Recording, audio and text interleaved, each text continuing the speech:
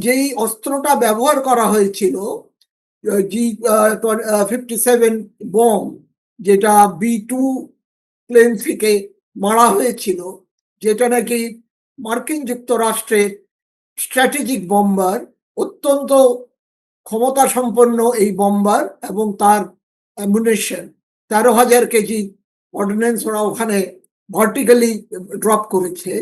সেই বম্বিং করে যদি দেখা যায় যে রেডিয়েশন আসেনি, হয় সেই বমটা ভূগর্ভে, যে স্পেশালি পূর্বতে যেই জায়গাটা, সেটা পাহাড় আছে উপরে, তার নিচে স্ল্যান্ট করে ঢুকে তার গভীরে ইরানিয়ানরা রেখেছে।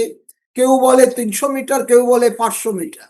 কারণ ওটাকে যদি বম্বিং করতে হয়, পাহাড়ের চূড়াতেই বম্বিং করতে হবে, তারপরে আস্তে আস্তে আস্তে আস্তে ওরা অনেকগুলি বিস্ফোরণ ঘটিয়ে টার্গেটে পৌঁছাবার। তাহলে হয়তো সেই অস্ত্রের ধার ইউরেনিয়ামে পৌঁছায়নি, বা যেখানে অস্ত্র রাখা আছে পৌঁছায়নি, অথবা সেখানে আদৌ কোনো ইউরেনিয়াম নেই। তো দুটো ক্ষেত্রেই এটা পরিষ্কার যে টার্গেট কিন্তু বম্বিং করেছে, কিন্তু টার্গেট অ্যাচিভ হয়নি।